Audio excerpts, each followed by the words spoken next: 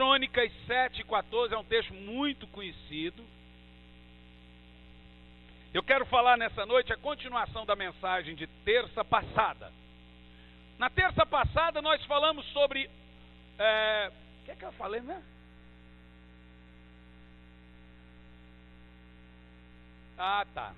Atitudes, deixa eu lembrar o nome certinho, que invalidam nossas orações. Hoje eu quero falar de orações que Deus ouve. Nós estamos no mês que eu quero que seja o mês do sobrenatural de Deus na sua vida. Eu quero, irmãos, que você viva milagres. Eu quero que você viva milagres em todas as áreas da sua vida. Por exemplo, parte dessas irmãs, não são todas, que estão grávidas, não podiam ter filhos. Deus nos trouxe até aqui para vivermos no nível do sobrenatural. Então nós estamos orando pela madrugada, o mês todo. Não deixe de orar. Porque aqui assim você começa jejum, o irmão quer bênção, mas não jejuma. Quer bênção, mas não ora. Ele quer que as coisas caem do céu na cabeça dele, mas ninguém quer pagar preço de nada. Então esteja orando. Em agosto, o pastor Luciano e eu, e convido quem tiver coragem, nós ficaremos 40 dias de jejum. Esse gordinho aqui vai passar mal. Não, claro, pastor, mas eu não vou... Meu médico já está atrapalhando, tumultuando aqui o negócio. Obviamente, doutor Moisés, não vou cair, desmaiar, vou morrer. Pode, claro, abono líquido. Então 40 dias, porque nós queremos que essa cidade seja conquistada. Mas não só essa cidade. Nenhum avivamento, nenhuma transformação, nenhuma glória veio sem que houvesse oração e jejum. Irmãos, é fato que você não vai conseguir nada de Deus se você não orar. Você não vai conseguir nada de Deus se você não clamar, se você não pagar o preço. Então nós vamos orar, orar, orar, orar e orar até nós orarmos. Segundo Crônicas 7:14 diz assim, a oração que Deus ouve. E se o meu povo, já começa aqui o texto, o Senhor chama o seu povo, que se chama pelo meu nome, se humilhar, orar e buscar a minha face, e se afastar dos seus pecados, dos céus o ouvirei. Oh, glória! Perdoarei os seus pecados e sararei a sua casa. 15. De hoje em diante, veja que o versículo 14 fala as condições. No versículo 15 fala o que acontece depois de cumprir essas condições. Olha o texto. De hoje em diante, os meus olhos estarão abertos e os meus ouvidos atentos as orações que serão realizadas neste lugar. É muito forte. Bom, como o que nós vamos pregar aqui tem muitos textos, eu vou explicar a exposição do texto antes de falar. Em primeiro lugar, no versículo 14, o Senhor chama o povo dele. Ele não chama o povo do mundo. Ele fala que se esse povo, que é o povo dele, que chama o nome dele, esse povo que busca a face dele, se afastar das suas más condutas, que são os seus pecados, suas índoles. Aí ele diz assim, dos céus o ouvirei, perdoarei o seu pecado e seus erros, e curarei a sua terra, que tem aqui a intenção de ser a sua casa, toda a sua família. A partir do que você faz isso, ele diz, de hoje em diante, a partir disso, né, os meus olhos estarão observando e os meus ouvidos atentos. Olha que lindo. As orações que serão realizadas neste lugar. Bom, só de ler esse texto, a gente percebe o porquê que Deus não ouve muitas pessoas. E também já percebemos o que faz Deus ficar atento às nossas orações. Se Deus fala, se você faz isso, eu vou ficar atento à sua oração e vou ouvir todas elas, obviamente ele já deu a deixa aqui, por que que ele não ouve? Que são elas, né? Não busca a face do Senhor, não se afasta dos maus caminhos, não abandona os pecados, né? Não se aproxima de Deus. E quando nós falamos de oração, meus irmãos, quando nós falamos de oração, você precisa entender, olha para mim, que você não precisa ter vontade de orar. Você não precisa ter vontade de escovar o dente. Você não precisa ter vontade de pentear o cabelo. Você não precisa ter vontade de tomar banho. Oração na Bíblia é hábito. É o tipo de coisa que você cria o hábito. Normalmente depois vira prazer, mas até então se torna um hábito. As primeiras vezes você faz porque é hábito. Tem gente que ora até quando não tem vontade de orar. Depois você começa a encontrar o Senhor nesse ambiente de oração. Já passou, Samuel? Vem aqui, por favor. Vou te explicar como é que funciona isso.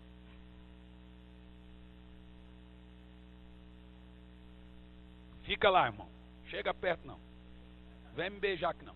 Ó, a Bíblia diz, se o meu povo, que se chama pelo meu nome, eu sou esse povo. A Bíblia diz que esse povo, achegai-vos até mim, e eu me achegarei a vós. Como é que funciona a prática da oração? Não é Deus que se aproxima de você. Eu já aprendi, irmão, que a nossa relação com Deus depende só de nós, não é dele. Deus já enviou coisas que elas vão acontecer. Pastor Ferdinando falou uma coisa no domingo que eu achei fantástica, de uma sabedoria tremenda. As bênçãos de Deus para nós já estão determinadas. E também as maldições. Ou seja, se eu não cumprir a palavra de Deus, aquilo já vai acontecer. Deus não faz nada contra ninguém. Aquilo já está determinado. Se eu cumprir os requisitos espirituais do Senhor, aquilo também já está determinado. Não foi isso que o irmão falou domingo? Você vê como que eu estava assistindo, né? Estava atento. Agora veja, o Senhor vai dizer, chegai-vos até mim e eu me achegarei a vós. Como é que funciona a minha relação de oração com Deus? Lá está Deus. Se eu estou longe, obviamente Ele estará longe. Se eu me aproximo, Ele também se aproxima. Chegai-vos até mim, eu me achegarei. E eu vou me aproximando. E essas coisas acontecem com a prática da oração. Quando eu estou muito perto de Deus, obviamente, será aquele momento que eu terei muitas horas de oração, de intimidade, de busca, de santidade, visões, revelações. E aí Deus começa a se manifestar na minha vida de uma maneira como Ele nunca se manifestou. Mas até isso acontecer, eu estou me aproximando. Eu me aproximo, Ele se aproxima. Deus reage e eu ajo. Você entende? Agora, se eu continuo distante, Ele continua distante. Então a culpa de Deus está distante. E muito obrigado, irmão Samuel. E a culpa de eu estar frio não é de Deus. Então essa desculpa, pastor, eu não consigo orar, não é verdadeira. Irmão, você vai conseguir orar quando você quiser orar. Tudo que você acha importante, você dedica tempo, você dedica espaço, você dedica preço, você encontra tempo, tudo que é importante você faz. John Piper diz uma frase que vale salientar aqui, que a geração dos iPods, iPads, iPin, que a geração dos iPhone, geração da TV por assinatura, da Copa do Mundo, geração do futebol, geração do entretenimento, da televisão em 3D, do cinema, mega cinema, só vai provar que a falta de oração nunca foi por falta de tempo. Irmãos, a oração é a prática mais importante no cristianismo. E aí eu vou te dizer uma coisa: só consegue orar quem quer orar. Não é todas as vezes que eu oro que eu queria orar, não. Vai por mim. Se eu for orar só quando eu quiser orar, eu não valho nada. Porque quase nunca você vai querer, o seu corpo nunca vai querer ser mortificado. A oração é a prática mais fácil e ao mesmo tempo a mais difícil de ser feita. Você entende o que eu estou falando? Então vamos lá, o que é oração? Vamos lá entender primeiro. Primeiro, oramos em primeiro lugar porque precisamos falar com Deus. O homem precisa se relacionar com seu Criador. E essas coisas serão feitas apenas através da oração. Deus tem muitas maneiras de falar conosco, mas a única maneira que nós temos de falar com Deus é através da oração. Em primeiro lugar, oramos porque precisamos falar com Deus. Segundo, oramos porque precisamos ouvir a Deus. Agora presta atenção, oração não é só Deus falando com você. Oração é também um meio de você ouvir a Deus. Toda pessoa que tem a prática da oração por hábito, ela não toma decisões precipitadas. Ela não cai no engano, ela até quase, mas Deus não deixa essa pessoa ser enganada, porque é na oração que Deus coloca tristeza, fecha o coração por uma coisa, ela não consegue fazer certas coisas, porque ela já tem esse hábito. Entenda, oração é um hábito, não é vontade, é hábito.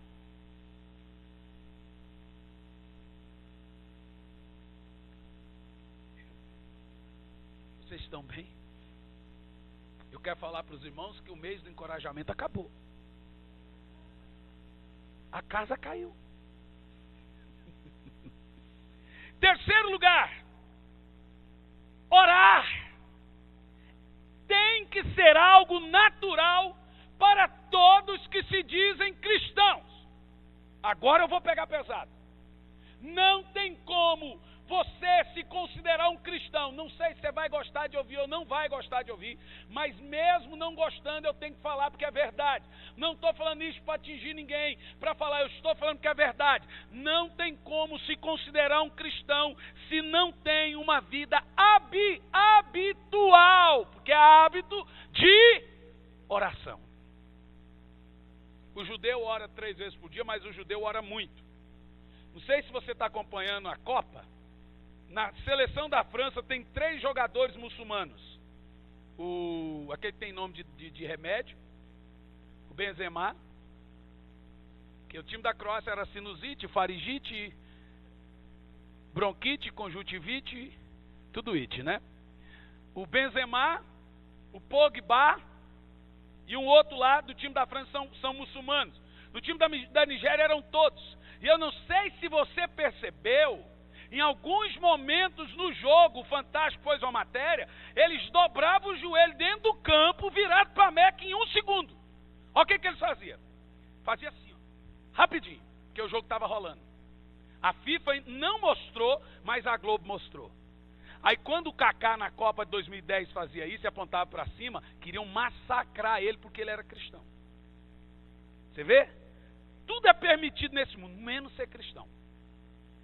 Aí os nigerianos agora, nesse mês, e também os franceses, que são muçulmanos, que a França hoje quase toda é muçulmana, está no mês do Ramadã, que eles jejuam, todo muçulmano jejua 40 dias, uma vez por ano, que é o mês do Ramadã. Para você ter uma ideia, os jogadores muçulmanos estão jogando e jejuando. E perceba você que no Brasil o jogo é 13h05, naquele calor do Nordeste, do Rio, 13 horas, irmão. Lá no Nordeste eu preguei com 48 horas. E eles estão jejuando e jogando. Perceba, você vê como que isso é sério. O muçulmano ora 5 vezes por dia, isso é sagrado. Ele pode estar em qualquer lugar, ele vai virar para a Meca e vai abaixar a cabeça, nem que seja 1 segundo, e vai plantar ali e adorar o Alá deles. Os jogadores estão fazendo isso dentro de campo. Muçulmano, o budista 12 excepcionista que não trabalha também 18 vezes por dia. Agora eu te pergunto, e o cristão, meu irmão? Nós somos a única raça religiosa sem vergonha que não tem por hábito de falar com o seu Deus e ainda dissemos que eu não consigo. É mentira! Você não chega para mim com bafo de onça. Você escova o dente todo dia, você toma banho, penteia o cabelo, veste roupa. Hábito é uma coisa que se aprende, que você passa a fazer. Pastor, mas a gente não tem que ter prazer por orar? Isso se tornará um prazer quando você entender a necessidade de falar com Deus. E quando Deus começa a falar com você, aí vira o prazer. Mas até aí, irmão, você tem que mortificar o corpo. Você tem que vencer o cansaço. Porque a Bíblia diz que orar é uma prática natural na vida do cristão. E eu vou te dizer uma coisa. A Bíblia diz que é pecado deixar de orar. É um pecado de desobediência. Porque o Senhor fala, orarás a mim e eu te responderei. A Bíblia manda orar, então você está em desobediência. E é um pecado deixar de orar também, porque é um pecado de incredulidade. Samuel dizia, pecaria eu contra o Senhor deixando de orar? Então vamos lá. Orar é uma capacidade. Orar é também uma necessidade. Veja que orar é uma capacidade e se torna uma necessidade. Quando oramos, desejamos estar perto de Deus. E não seremos bem-sucedidos em nossa fé se não tivermos o hábito da oração. Escuta o que eu estou dizendo. Olha para mim. Eu vou ser sério. Você não vai ser sucedido em nada na sua vida se você não orar. Pastor, mas tem gente no mundo aí que não ora e é bem-sucedido. Mas o cristão só é bem-sucedido quando ele ora. O de lá é ignorante, você não é. Não vai. Todo cristão que já conhece o Evangelho, que já conhece a palavra, enquanto ele não aprendeu o hábito da oração, ele vai viver fazendo coisa errada, vai viver caindo, vai viver com problema, porque ele não ora. Irmãos, a estatura espiritual de um crente é medida pelas suas orações. Me diga o tanto que um homem ora que eu vou te dizer como ele é com Deus. Leonardo Ravenhill, que pregava muito sobre isso, dizia, o homem que ora deixa de pecar, o homem que peca deixa de orar. Uma coisa puxa a outra. Você não precisa ser espiritual para pregar. Você não precisa ser espiritual para tocar, para cantar. Você não precisa ser espiritual para fazer nada, nem para pregar. Mas oração é uma prática somente de pessoas espirituais. Já perceba você. A pessoa pode pregar fria, pode cantar fria, pode fazer o que for, mas ninguém que é frio vai conseguir orar. Mas deveria. Deveria começar por hábito, e aí através da oração ele vai aproximando, daqui um pouco, vem aquele quebrantamento fora do comum. Irmãos, e até eu, pastor, vira e mexe, estou lutando para observar e ficar atento à minha vida de oração. Pastor, só ora todo dia? Como hábito, tenho orado todo dia. Mas tem vezes de passar 3, 4, e quando eu passo na frente do meu quarto, assim, eu começo a ouvir uma voz. Eis, eu estou com saudade de você, vem aqui. Aí eu já começo a entrar em crise, eu não aguento ouvir essa voz. O Senhor, meu amado está com saudade de mim. Como é que eu vou deixar ele com saudade de mim? Então você pega, às vezes você está cansado, você quer dormir, você chega, você dorme, vai para o culto, aí vira aquele ativismo, aí você tem que começar a lutar. E aí, você estava lá no 10º grau na vida de oração, quando você fica 2 dias, você vai começar do zero. Isso é lutar pela sua vida de oração. Você tem que lutar por isso. É o que mais importa na sua vida, é a sua intimidade com seu Deus, é como você se relaciona com seu Criador. Vocês têm que lutar por isso.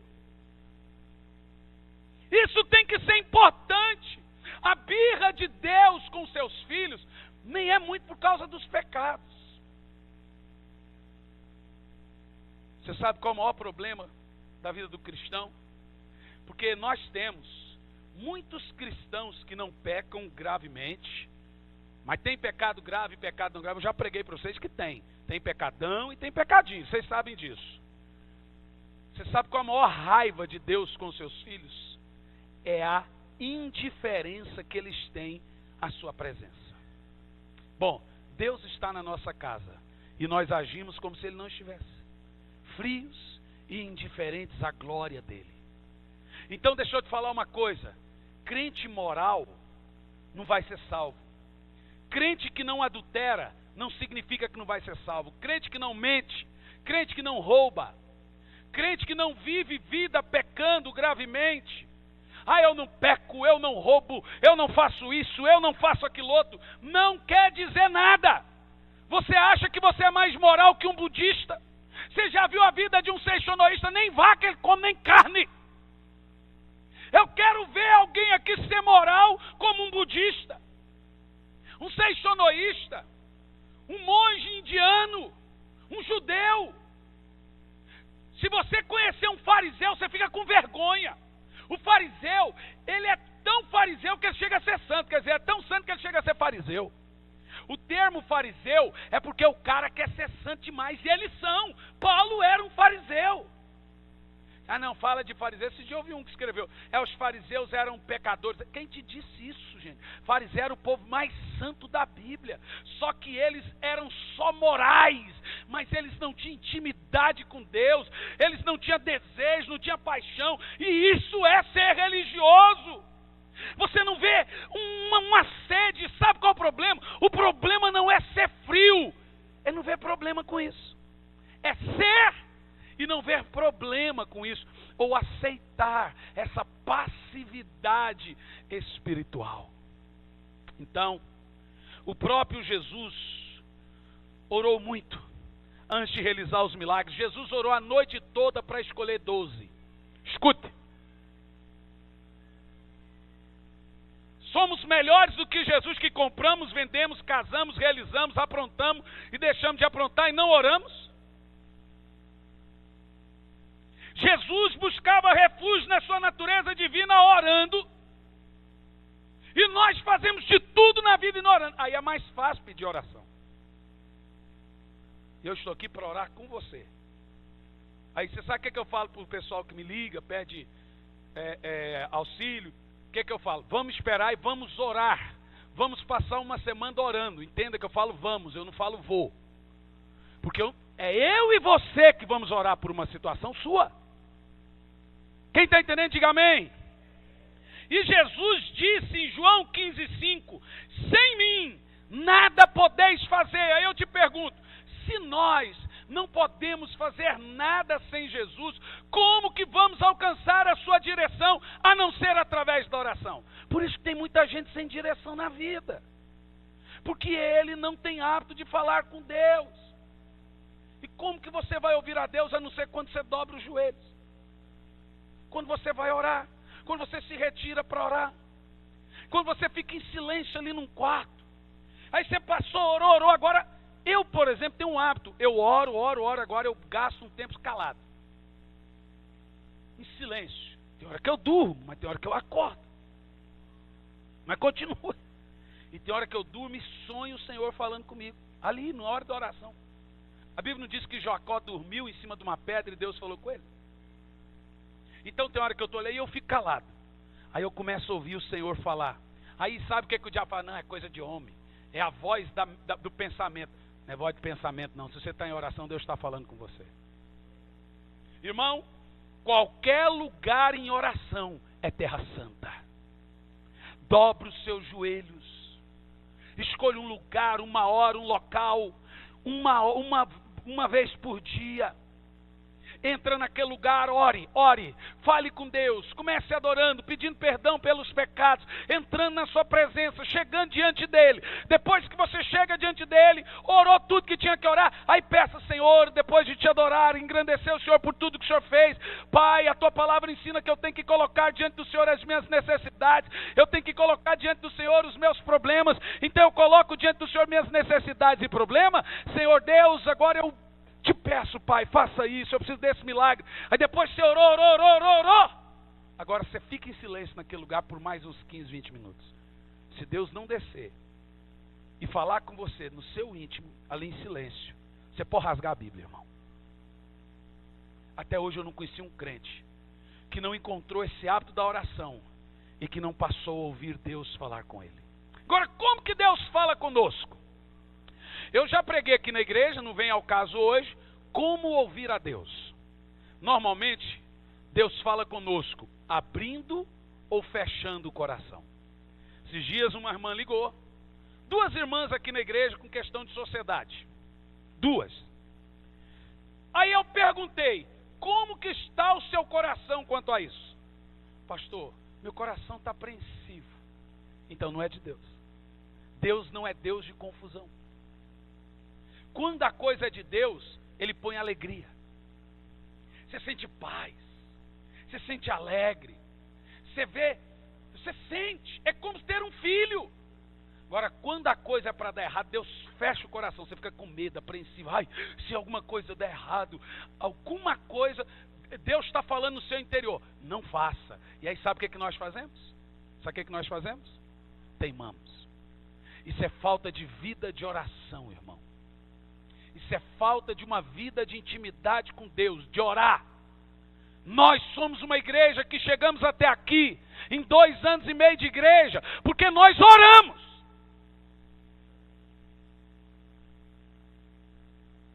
Porque em 2 anos e meio de igreja, o que eu mais tenho pregado dessa igreja é arrependimento, volta de Jesus e vida de oração. Amém? Quem pode concordar comigo aí? Bom, a título de introdução,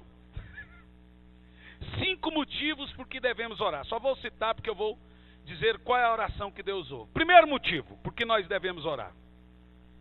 Para não pecar contra Deus. Samuel 12, 23, Samuel diz, longe de mim pecar contra o Senhor, deixando de orar. Olha isso.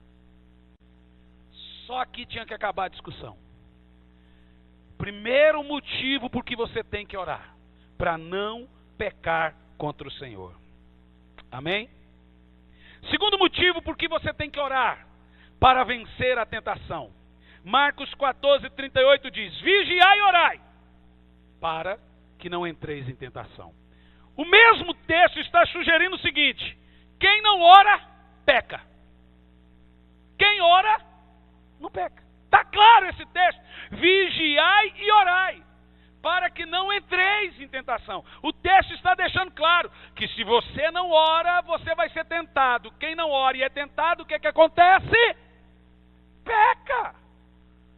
E aí você fica com aquela frieza, aí vem o diabo com a culpa, ai que nojo, olha a imagem e a semelhança de Deus, ui que fedor de pecado, e aí o diabo vem acusando, e agora você não se sente digno para orar, e ninguém te diz que você não é digno para orar, porque eu sou pecador, quem tem que orar mesmo é o pecador, irmão, é o pecador que tem que orar,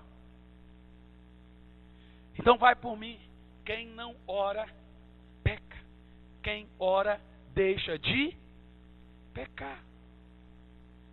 Vocês estão entendendo o que eu estou pregando? Jesus falou isso, né? Terceiro motivo para orarmos, para vencermos as aflições. Tiago 5,13 diz assim, está alguém entre vós sofrendo? Passe orando. Está alguém alegre? Cante louvores. É claro. Tiago está dizendo que você não pode passar por problemas sem passá-lo orando. Tiago está sugerindo aqui que se você estiver passando por luta, por aflição, é dívida, é desemprego, é seja o que for, é doença, se você não orar, você não suporta. Então, irmão, não adianta reclamar. Não tem uma forma mágica, um pó de pirim plim plim, uma varinha de condão para bênção. Você vê cada coisa por aí que dá vontade de sair batendo na cara dos falsos profetas. Ontem eu vi um que pôs a mão na cabeça do irmão Vê aqui agora, pastor Moisés, que eu já passei vergonha no pastor Samuel. Mostre depois. Não, quando é um senhor, a Bíblia fala que quando é um senhor, a gente tem que corrigir como se fosse um pai, tem que tratar com respeito, né? Então vou tratar o irmão com respeito. Mas, vamos supor aqui que o pastor Moisés tem um problema na vida dele. Ó, problema sério. O maior deles é a idade, cabelo branco. Isso dói. Isso que eu estou respeitando, né, irmão? E agora inventaram por aí, irmão, a tal da unção de Manassés. Quem já viu? Escuta isso aqui. Não, senhor, isso é sério. Porque quando José teve 2 filhos, qual era o nome deles? Manassés e Efraim. Efraim porque o Senhor me prosperou no lugar da minha angústia, Manassés o Senhor me fez esquecer. E aí eles inventaram que a unção de Manassés é Deus apagar sua memória. Mas apagar literalmente. Apagasse de verdade. Aí leva as pessoas que fumam. Você fuma? Eu fumo. Você quer? Aí fala, Senhor, agora apaga da memória dele que ele fuma. E aí, você fuma? Eu não. Vocês não viram isso? Irmão, a igreja lá em São Paulo. Mas você não fuma nada? Eu não, nunca fumei na minha vida. Aí, pera aí, irmão. Senhor, tira a unção de Manassés. Você fuma? Eu fumo. Aí agora você ora. Aí a pessoa vai para casa esquecendo de tudo. Irmão, Manassés não significa que José esqueceu o passado, não. Significa que Deus curou. Irmão, é umas coisas assim que eu dou vontade de botar na cara. Né? Pá! Obrigado, pastor Moisés. Mas o que eu estou dizendo para os irmãos, que isso é falta de quê? Nós ficamos aí ensinando fórmulas mágicas. Pode pirim plim plim, varinha de condão, vassoura, tem a igreja ungindo vassoura. Irmão, vai plantar batata, Satanás. O povo fica preso a esses dogmas, a segurar uma coisa. Agora no culto lá no Maranhão, pastor, me dá essa toalhinha sua para mim. Claro que não, isso que é nojento, irmão. Isso é pouco. Não, pastor, mas está toda suada. Não, irmão, você acredita que teve gente, claro que lá é uma igreja batista, mas teve gente que foi lá com pano para eu enxugar o meu suor da pele. Eu falei, não vou fazer isso. Eu fui pregar em uma cidade no norte, o estádio tinha umas 60 mil pessoas. Rasgaram a minha roupa. Rasgaram minha camisa, meu paletó. Rasgaram eu todo. O povo teve que sair comigo no colo. Eu estou falando, lembra disso, amor? Tinha umas 60 mil pessoas no estádio. Tive que sair correndo do estádio. Rasgaram, eu saí. Jesus! Segurando as carças. Me dá essa camisa, porque Deus disse que Paulo dava roupa. Me dá isso aqui. Irmão, deixa eu te falar uma coisa. Não tem segredo para o milagre. O segredo é aproximar-se do Senhor.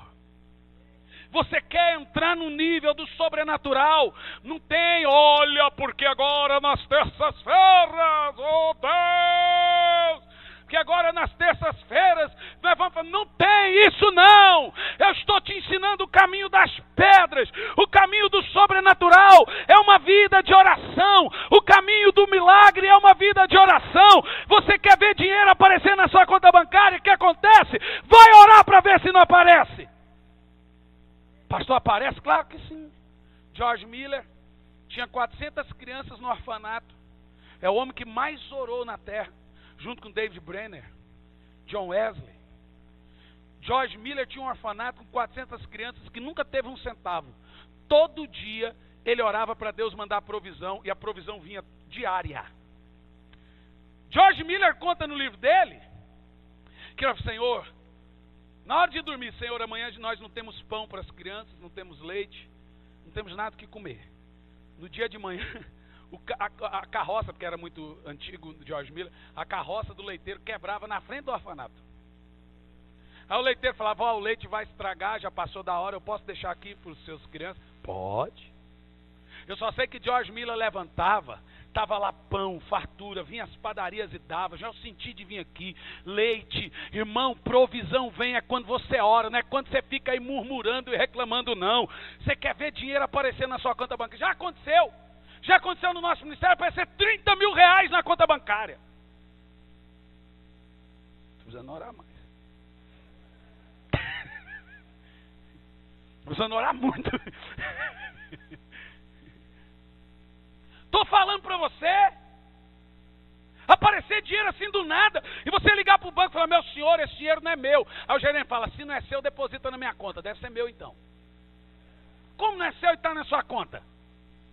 Irmão, Deus envia anjos para trabalhar ao favor daqueles que têm uma vida de oração. A Bíblia diz, se você se humilhar e orar, buscar minha face, afastar de seus maus caminhos, eu ouvirei dos céus, estarão atentos meus olhos e os meus ouvidos abertos à sua oração. Eu quero ver um justo orar e Deus não responder. Pelo amor de Deus. Milagres acontecem na vida de quem ora. O céu se abre, anjos trabalham, anjos movimentam. Você está dormindo e tem anjo lá mexendo lá no fórum. Tem anjo mexendo na cabeça do patrão. Aumenta o salário dele, aumenta o salário dele.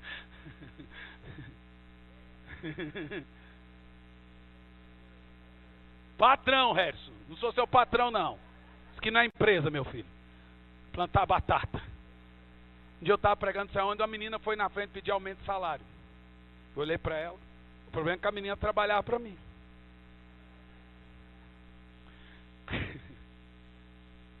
Você lembra? A Fran. Então vamos lá. Nós precisamos orar para vencer os momentos difíceis da nossa vida. Olha para mim. Eu e a pastora Elisandra estávamos muito preocupados esses dias atrás com a nossa comunidade. Muitos irmãos desempregados, muitos irmãos doentes. Agora perdemos uma irmãzinha que foi para Jesus. Vocês veem como é que é a coisa? Saiu do culto, desceu do ônibus e foi atropelada. Sabe quando ela foi batizada? No último batismo. Quando a gente fala, quando nós falamos que ninguém sabe o que pode acontecer, a pessoa não entende. Então, nós preocupados, muitos irmãos passando por lutas.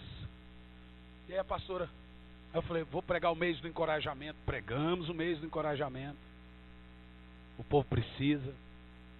Mas esse mês eu estava orando, Deus falou assim, eu vou te ensinar quando você vai fazer o seu povo vencer. Ensine-os a orar. Irmão, Jesus nunca ensinou a pregar. Jesus nunca ensinou a expulsar um demônio sequer. Jesus nunca ensinou a curar um enfermo sequer. Mas ele ensinou a orar. Jesus entendeu que se o povo aprendesse a orar, eles entrariam num ambiente do sobrenatural. Eles entrariam num nível que eles jamais estiveram. E ele falou, diga, Pai nosso que estais nos céus. E ele ainda disse, quando orares, ore assim. Você quer crescer? Você quer desenvolver? Tem gente aqui reclamando porque é que não cresce em Deus. Pastor, minha vida espiritual não vai. A tiriça espiritual, tiriça gospel. Pastor, e não sei o que, não sei o que. Você daria joias para uma criança? Dá joia para uma criança, você vai ver se ela vai dar valor para essa joia. Sabe por que você não cresce em Deus? Sabe por que você não tem sonhos, não tem visões? Sabe por que você não ora e paralítico não anda? Sabe por que você vive nessa mornice espiritual? Porque você não cresce espiritualmente. A estatura espiritual de uma pessoa é medida pela sua vida de oração. Ai, pastor, mas quando a gente ora, o povo fica chamando a gente de espiritual. Irmão, ore, deixa os anões latirem. Porque quem não ora gosta de chamar quem ora de legalista. gosta de chamar quem ora de religioso, gosta de chamar quem ora metido a santo. Ore! Só não seja fariseu, que fica orando para os outros ver. Olha, eu orei tanto tempo, rotando em línguas.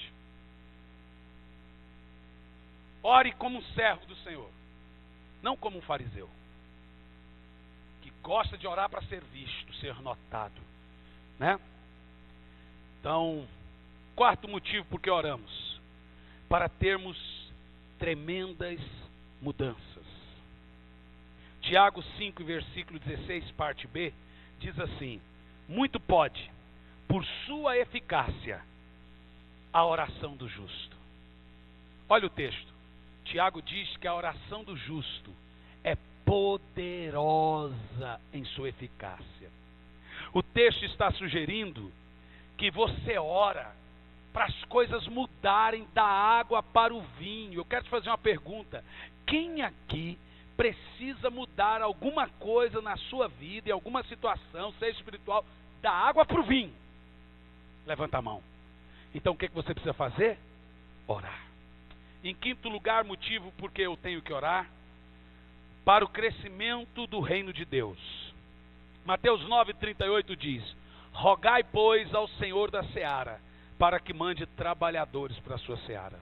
Irmãos, aqui eu quero me ater alguns minutos sobre isso. Preste atenção. Eu estou convicto, e eu estou engajado a arrebatarmos essa cidade com um grande avivamento. E olha para mim, olhe bem para mim. Esse convite não é para qualquer um. Eu quero convidar vocês para fazermos história. Existe uma cidade na Colômbia chamada Medellín. Era a cidade do Pablo Escobar, do famoso cartel de Medellín. Medellín era a cidade mais violenta do mundo. Medellín era a cidade mais criminosa e perigosa do mundo. Um pastor com uma igreja com 30 pessoas começou a orar com a sua igreja. Logo outra igreja veio, logo outra igreja veio, logo outra igreja veio. Medellín hoje, junto com a capital da Colômbia, é Bogotá, é as duas cidades mais evangelizadas do mundo, junto com Seul, na Coreia. Por causa da oração. Você sabe o que é que os estádios começaram a fazer em Medellín? Se reunir. Não é para levar cantor famoso. Eu vou mostrar para os irmãos, eu tenho os DVDs da transformação. Não era para levar pregador famoso ou por causa de milagre. Eles se reuniam em estádios lotados. Você já viu esse DVD, Ferdinando? De Transformation? Só para orar 2, 3 horas, 60, 80, 100 mil irmãos orando pelo avivamento da cidade. E quando eu falo que nós vamos ganhar essa cidade, eu me refiro à sua e à sua família. Eu me refiro a toda ela. Olha para mim, eu estou aqui te convidando para revolucionarmos, para fazermos história, para colocarmos o império das trevas aqui. Irmão, Deus já está agindo. Deus já está agindo. Maçonaria aqui já quebrou, espiritismo aqui já quebrou, já tem gente sendo presa, e essa cidade, assim como Santarém um dia era uma cidade de bruxo, assim como Medellín era uma cidade de bandido, essa cidade será do Senhor Jesus, e um grande avivamento está vindo aqui pelo poder de Deus. Olha para mim. Eu te convido a sermos revolucionários. Estou falando de pintar cara, ir para a rua, tacar fogo, queimar pneu, não. Eu estou falando de revolucionar no reino espiritual. Olha quantas crianças nossa igreja tem. Imagina isso daqui 5 anos, 10 anos. O que Deus tem para mim e para você, irmão. Você não tem noção. Agora você tem que parar, qualquer coisinha, tire isso. Já percebi que aqui, quando chega o inverno, o povo fica na melancolia, menino. E você tem que ficar dando gás. Vamos lá, meu filho, vamos. É o tal do crente égua, só empurrando, né? Vamos, meu filho, vamos, meu filho. Vamos lá, meu filho. Vamos, meu filho, vamos, anima, vai lá, meu filho. Vamos. Que tem o pai d'égua também, tem. Então vamos continuar a pregar. É verdade. O que eu estou falando para você, irmão, olha para mim, entenda como eu estou falando com a vida que eu estou falando isso para você. Eu como seu pastor, você como ovelha, nós como igreja, vamos fazer história. E eu não estou falando de métodos, não estou falando de célula, não estou falando de pragmatismo, célula é uma bênção, eu não estou falando de nada disso. Eu estou falando de uma igreja que vai conquistar território através do poder da oração e a pregação fiel das Sagradas Escrituras, de gente com intimidade, de gente com poder, de gente que conhece a Deus, revolucionário. Irmão, uma igreja com 300 e poucos irmãos igual a nossa, orando, é um estrago no inferno.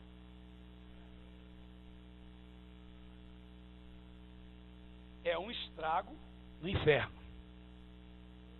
É uma desgraça para o diabo. O terror do diabo é quando o crente ora. O diabo não teme quando eu subo para pregar. O diabo teme é quando eu entro no quarto para orar. Lá todas as vaidades caem por terra. Quantos diplomas se leva para o quarto da oração mesmo? Quantos anéis? Quantas palavras bonitas? Quantos hebraicos, aramaicos? Quantos talentos? Irmão, oração é um lugar de esvaziamento total.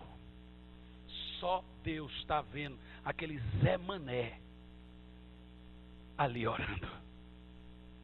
Oh, irmão, oração.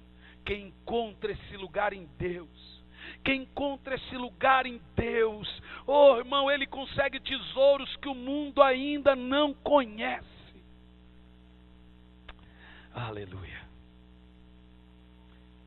Bom, eu vou falar rápido aqui. Quais são as orações que Deus ouve? Tá bom, pastor. Em primeiro lugar, nós já entendemos na semana passada que tem atitudes que invalidam a oração, então não adianta orar para aquele tipo de gente da semana passada que foi pregada, amém? Quem se lembra? Bom, eu não lembro, quem anotou aí? Seu caderninho está aí? Irene ou Kátia, os irmãos, hoje você não trouxe, você sempre traz, hoje não trouxe. Kátia, os cinco atitudes que invalidam a oração, em 2 minutos, fique em pé e leia.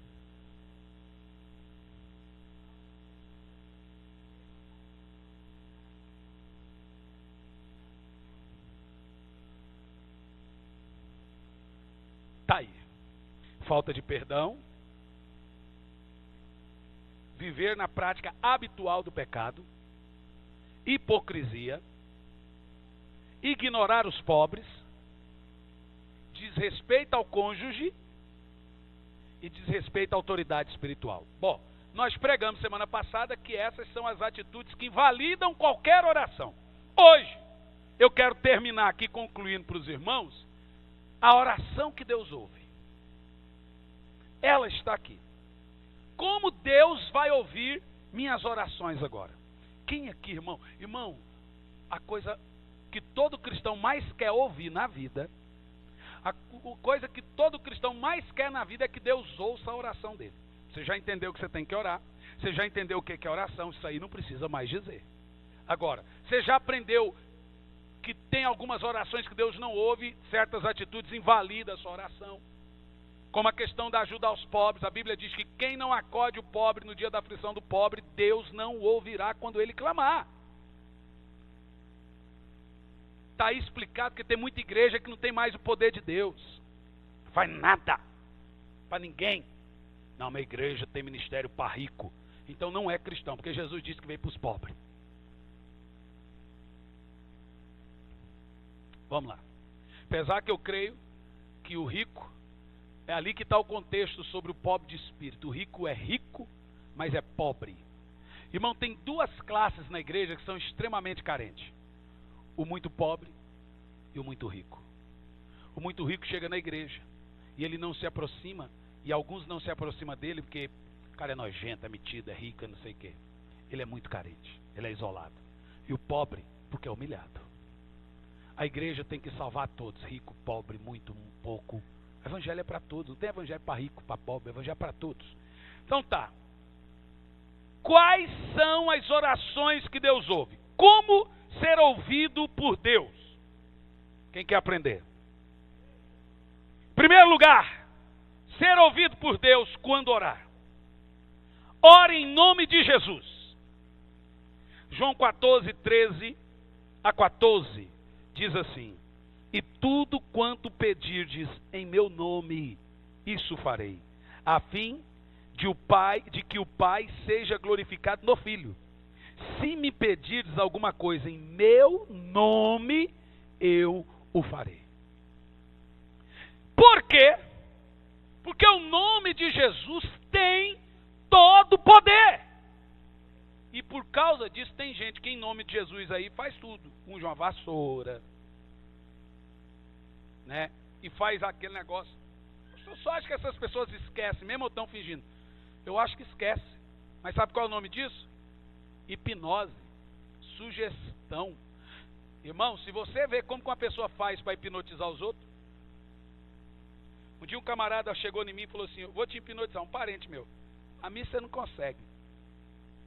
Irmão, em alguns minutos eu estava quase. Eu falei: para. Hipnotiza. Ele começa com a sugestão. Olha, vai acontecer isso, vai acontecer isso, vai acontecer. É sugestão.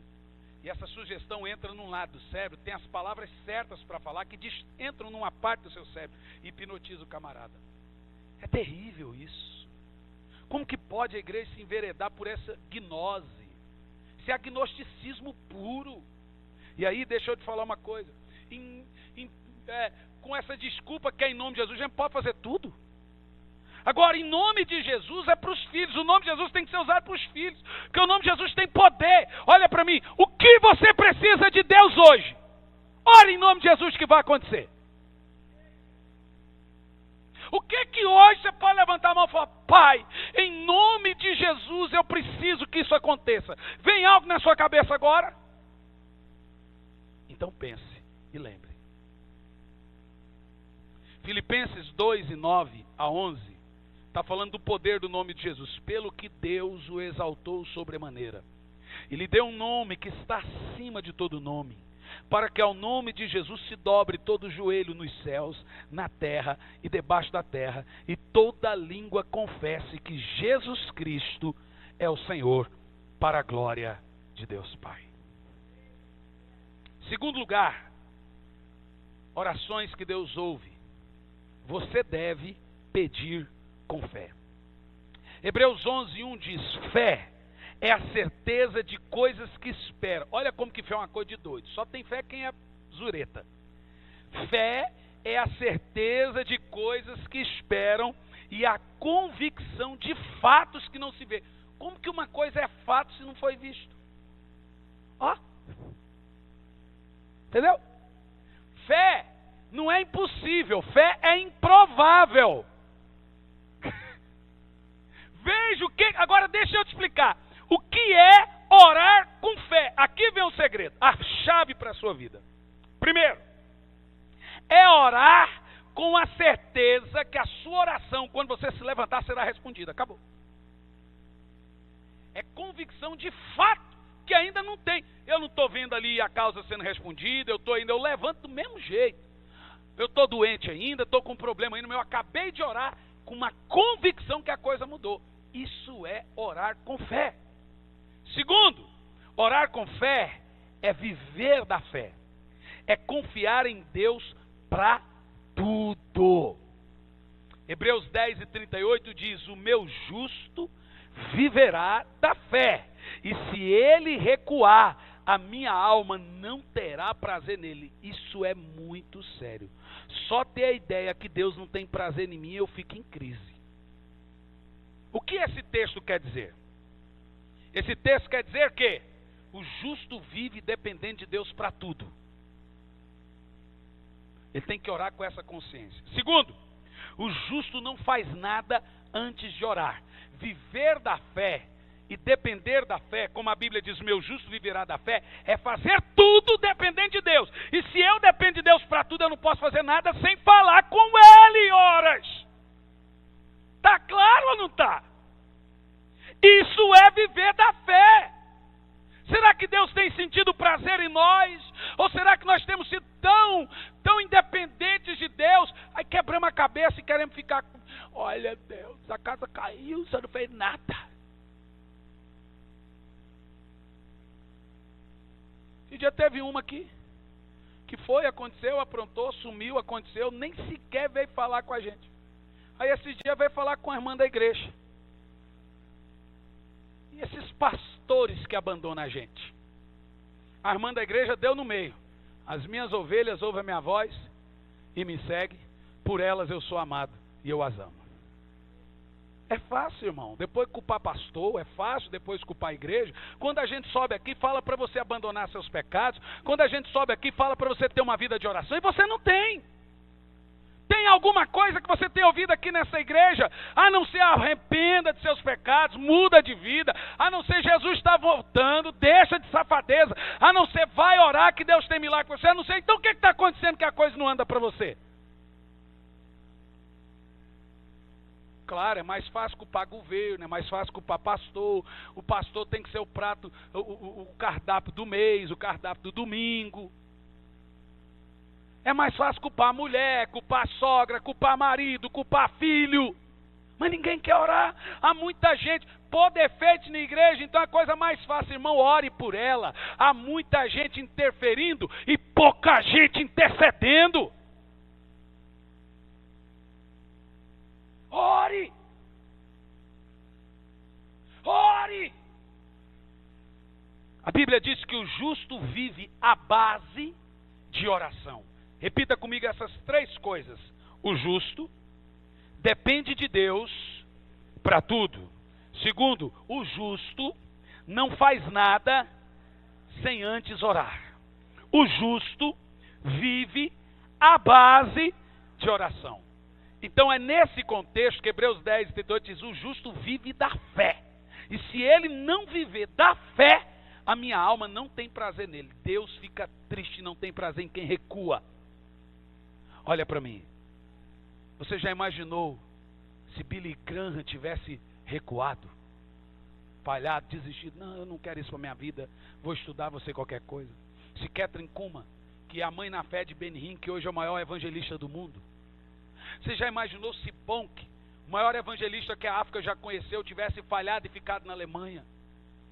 Você já imaginou se a Aimee Semple McPherson, que é a fundadora do Evangelho Quadrangular, tivesse falhado? Você já imaginou se Jesus Cristo tivesse desistido? Se Pedro, quando foi embora e Jesus foi lá e apareceu para ele e disse, volta! Se Paulo, quando ficou 16 anos, Jesus foi lá e apareceu para ele e disse, volta! Irmão, você não pode falhar, você não pode recuar. Deus tem prazer naquele que segue, naquele que não desiste, naquele que tem a prática. Essa é a chamada na Bíblia de justo. Deus tem uma história para escrever com você, e você tem uma história para escrever com Deus. Os momentos difíceis vêm, os choros vêm, todo mundo passa por desânimo, mas nunca desista.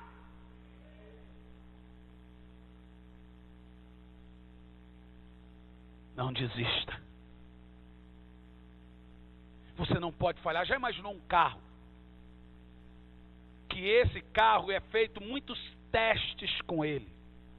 Porque ele carrega famílias. Então, um carro que está andando a 140, 120, tem gente que vai mais, 180. Né? Um carro que está andando nesse nível de velocidade, ele não pode falhar. Se falhar, tem gente que fica sem pastor. Então, ele não pode falhar. Um carro, ele não pode andar assim. Quer dizer, não pode falhar andando assim.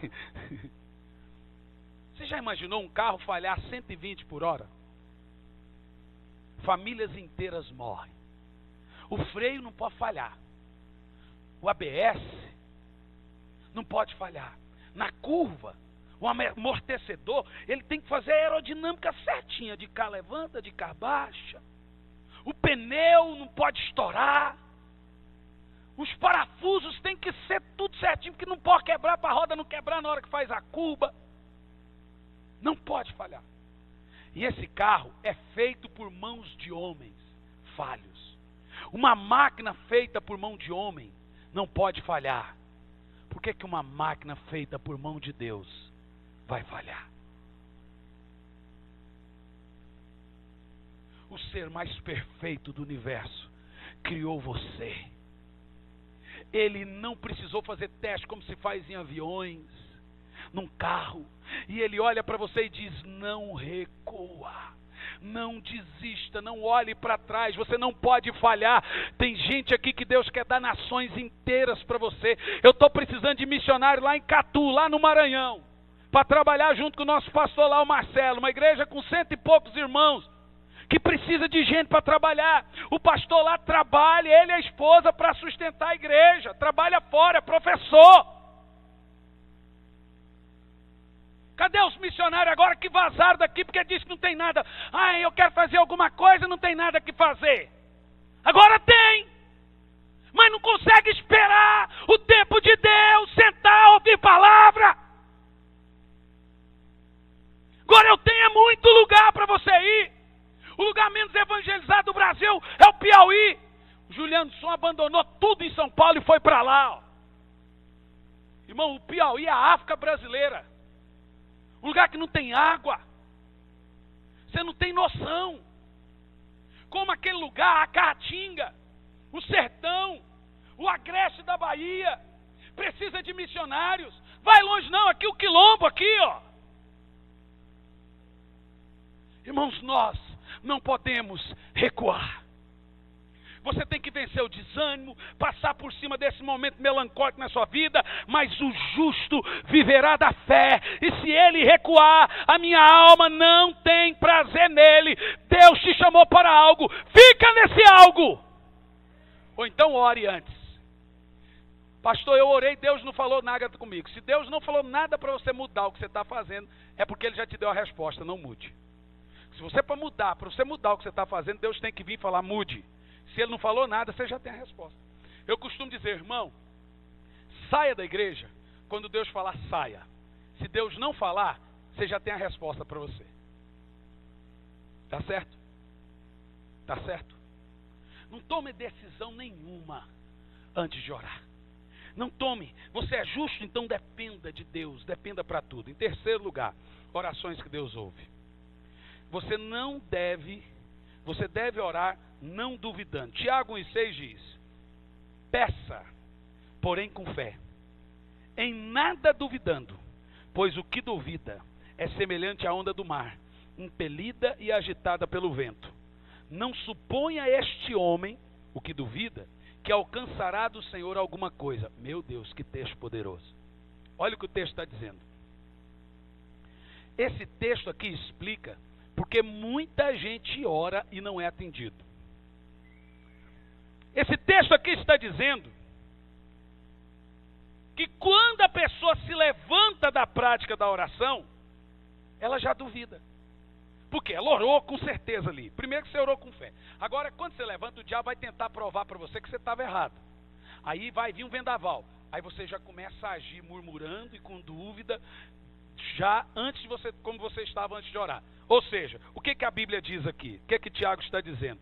Não achando esse homem que alcançará alguma coisa de Deus, alguma coisa de Deus. Você tem que orar com fé.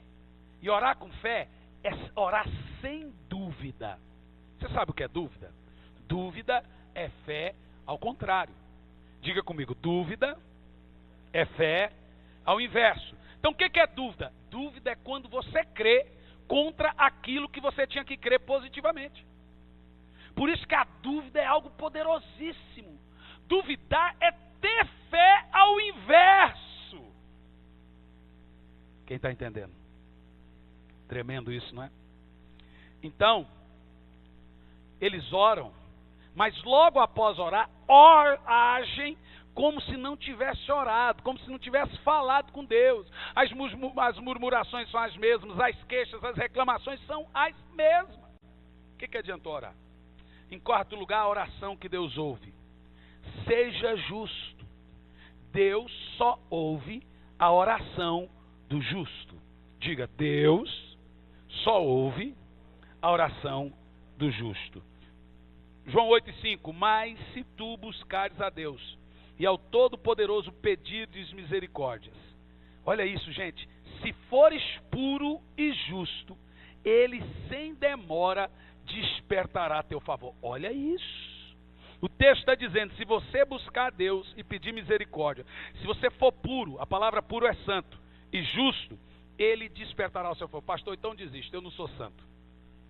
Mas você gosta de dizer que não é santo, né? Na realidade, você enche a boca para dizer, eu não sou perfeito. Isso, dizer que eu não sou perfeito, é a mesma coisa que dizer, eu me aceito. Então deixa eu te dar uma dica, ninguém aqui é santo. Mas a Bíblia está dizendo que você tem que procurar o caminho da retidão. O que Deus vai olhar em você é que você está lutando. Não que você está aceitando passivamente o problema. Agora, o que é ser justo? Está claro aqui no texto que Deus só ouve a oração do justo. O que é ser justo? O que esse texto quer dizer? Primeiro, não adianta orar se você é desonesto. E a desonestidade é um câncer. Quem é desonesto não percebe que é desonesto. Quem é desonesto, ele é desonesto nas mínimas coisas. Não adianta falar do mensalão se eu dou mensalim. Sabe o que é o mensalão? Mensalão.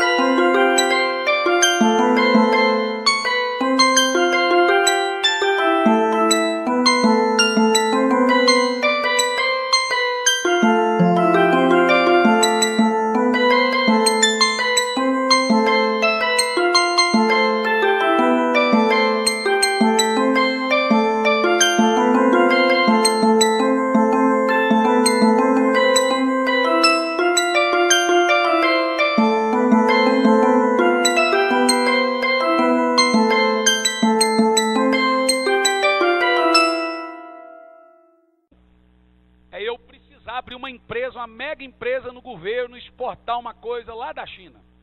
E aí eu vou lá no PT, o PT fala assim, quanto que é? 2 milhões. Aí o PT fala, eu quero 20% para aprovar. Apesar que diz que o PT é 30%, é o partido mais caro. 30% para aprovar. Sabe qual é o nome disso? Mensalão. Agora você sabe o que é mensalinho? Olha, fulano, me faça um favor, não sei o que, isso aqui. Eu quero tanto. Pode fazer o favor. É o dinheirinho que você dá para o guarda, quando o guarda te pega. Isso é mensalinho. Adianta, irmão, ter uma vida, orar, pedir as coisas a Deus e não ser justo, ter 2 pesos e 2 medidas. Cobrar uma coisa indevida por aquilo, um preço injusto. Não, o preço era esse, mas agora é esse. Eu já falo, irmão, eu não estou pedindo nada de graça, eu só quero que você seja justo. Isso aqui não está sendo justo. Eu não quero de graça. Eu só quero que você seja honesto. Isso que você está fazendo não é honesto. Isso aqui não é ser justo. Quem trabalha aí precisa vender as coisas. Sabe o que um vendedor cristão faz é justo?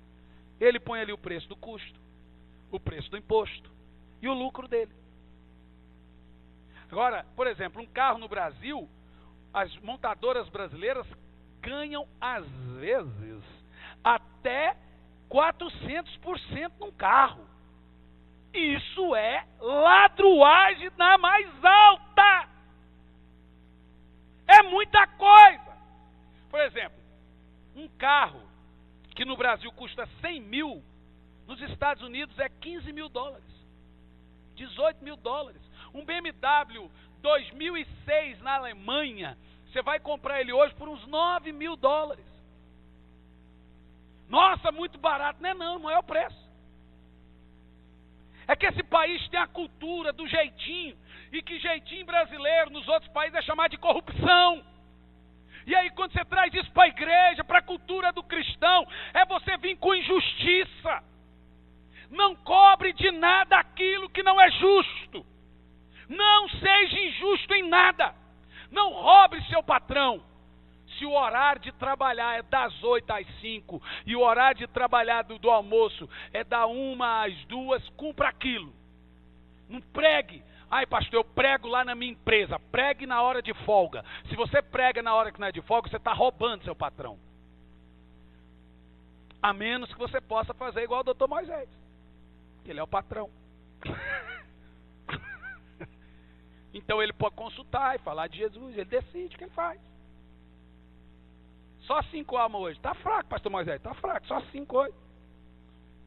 Hoje você estava meio cansado hoje, né? Estava fora de forma. Ontem foi 12. Pois isso que eu falei que hoje você está fraco. Estou brincando. Então veja bem o que eu estou te falando. Você quer que a sua oração seja atendida? Não deixa rabo para ninguém pisar. Paga os impostos que tem que pagar. Não sonegue. Inclusive, seja justo até mesmo com as coisas de Deus. Dízimo, oferta. Mas não adianta você se lamentar. Se você não anda com Deus, as coisas estão tudo tortas. Não adianta orar se você é desonesto. Não adianta orar se você vive em pecado, não se arrepende, não abandona seus pecados. Não é justo. Quem está entendendo, faça assim. Quem quer que as suas orações sejam atendidas?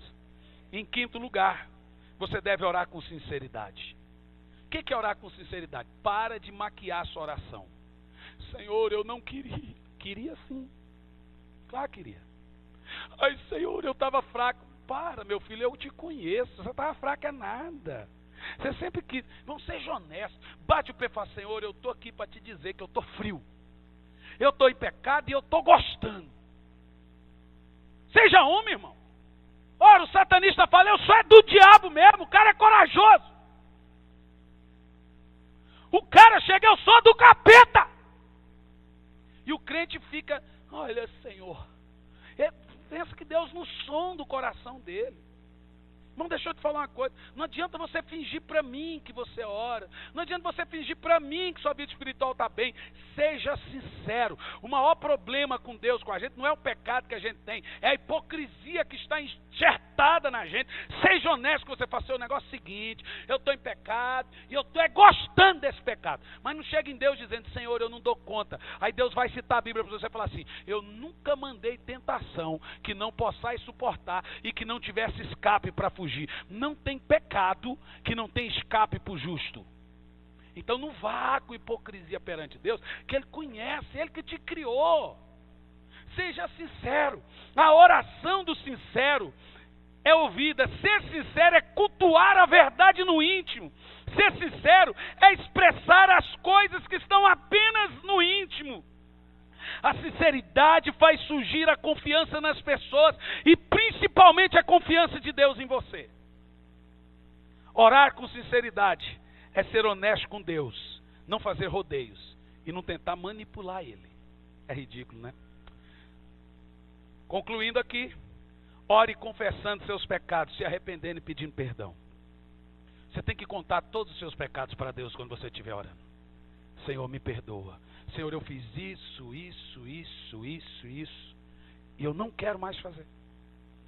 Essas orações têm que estar sempre quando você estiver orando. É o texto base que nós terminamos aqui. Se o meu povo, que ora, que se chama pelo meu nome, se humilhar, aqui é a sinceridade. Senhor, eu sou pecador, mas eu não quero continuar com esse pecado. Se humilhar, isso é se humilhar.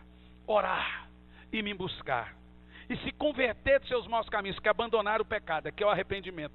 Então, eu ouvirei dos céus. Amor. Ouvirei dos céus. Ô, irmão, olha que texto poderoso. Imagina você orando hoje e Deus falando assim: agora estão atentos os meus ouvidos e os meus olhos estão atentos, os meus ouvidos abertos para a sua oração. Deus está dizendo aqui, presta atenção nesse texto. Ore hoje.